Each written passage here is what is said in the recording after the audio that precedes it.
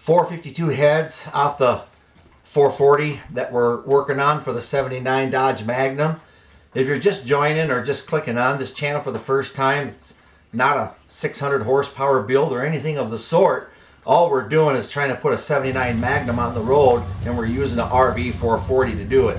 We are freshening up these heads. They're back from the machine shop. I just wanted to go over some things that I think are worth sharing.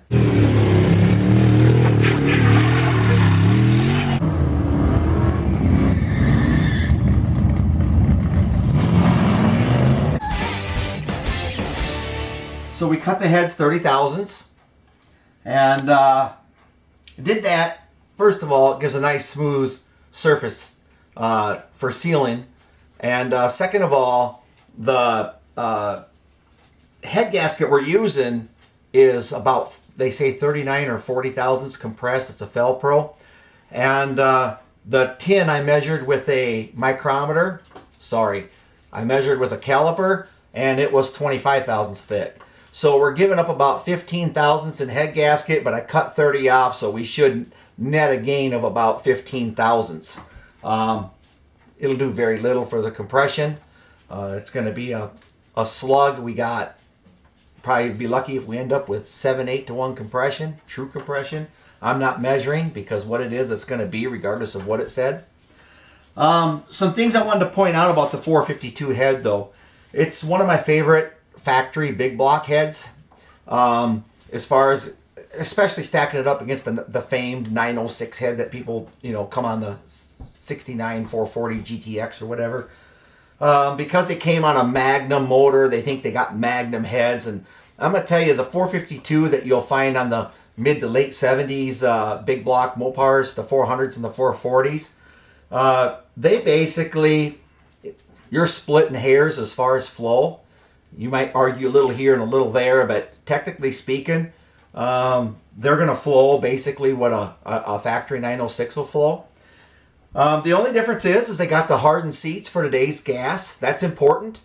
So in my opinion, if you gave me the choice between a 452 head or a 906 head, unless you're doing a resto project and it matters, then I prefer the 452 head in all other situations if I'm going to use the factory cast, which we are.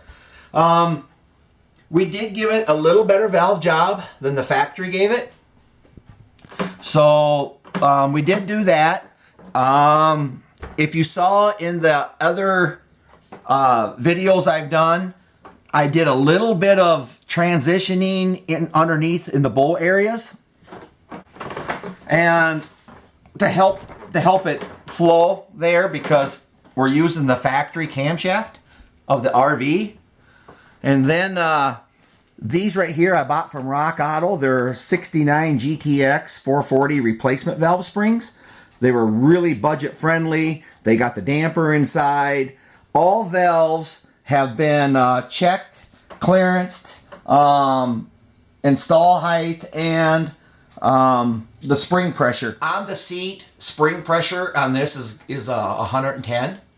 And I want to show you why this is set up the way we set this up. By the way, I have not much use for a Haynes manual. I like the original shop manuals, but I highlighted just a couple of things if we can see them.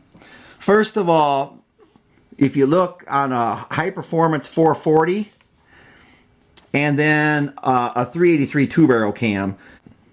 So if you look here, this is a 383 two barrel duration. Here's a 440 Commando duration, 268, 284, and the 383 had the same cam. And if you slide over here, up here, you have the lift of the non-performance motor would be 425 and 450 for the double T means high performance. If you come down here though, on a factory 440 like a GTX, you would have 110 on the seat pressure for the seat. So really what we got is the valve set up with the same amount of spring pressure, and all of that is if you had like a 68 or 69 440 GTX. The valves would be the same size. They both have 208 intakes.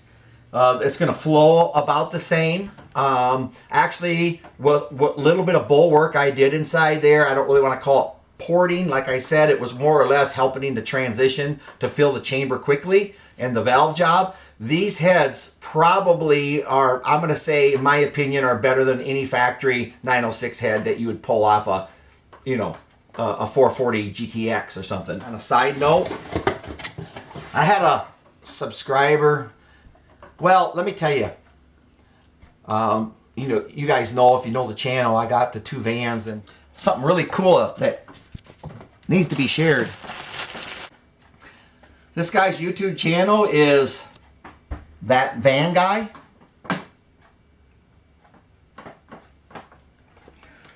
And this is not a Hot Wheel you can go to Walmart and buy. These are really expensive little guys. Actually, I saw it on his channel, and I just made the remark, that is an awesome van. And what this is,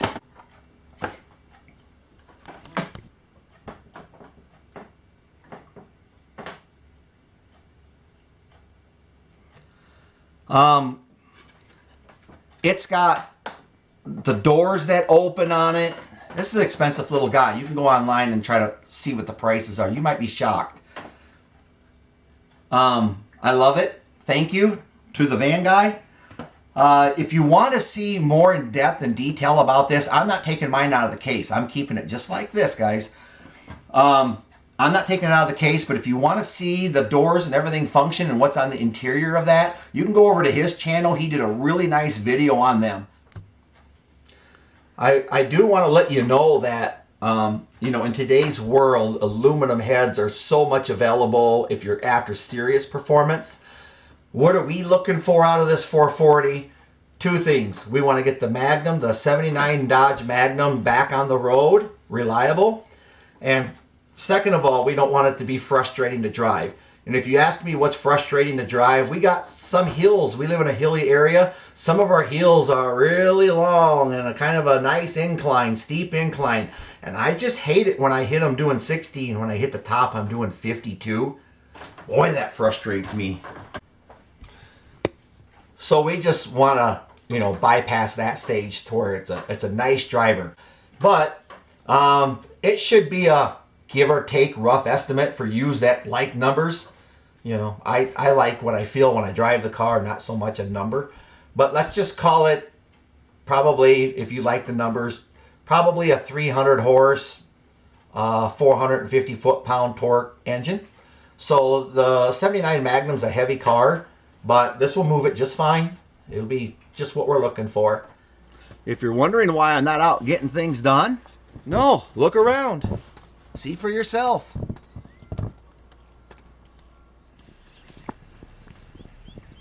We're at a foot of snow. I'm going to drop this off on you. When I was in my late teens, early 20s, I had a friend who had a 440 and a 81 Dodge Murata.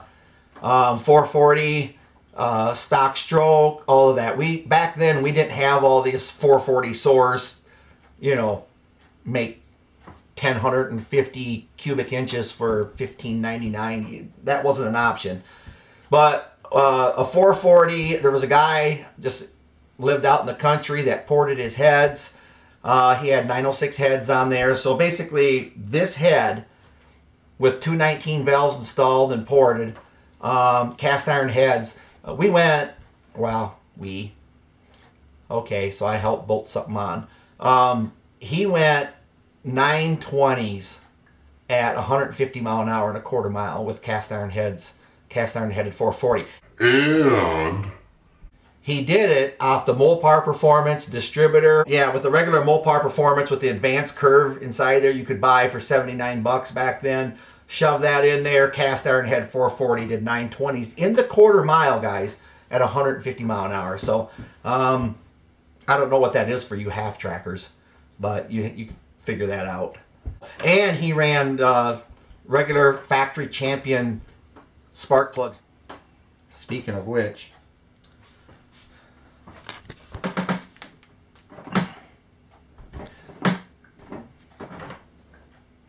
mean? Joe, somebody has to make this shirt look good.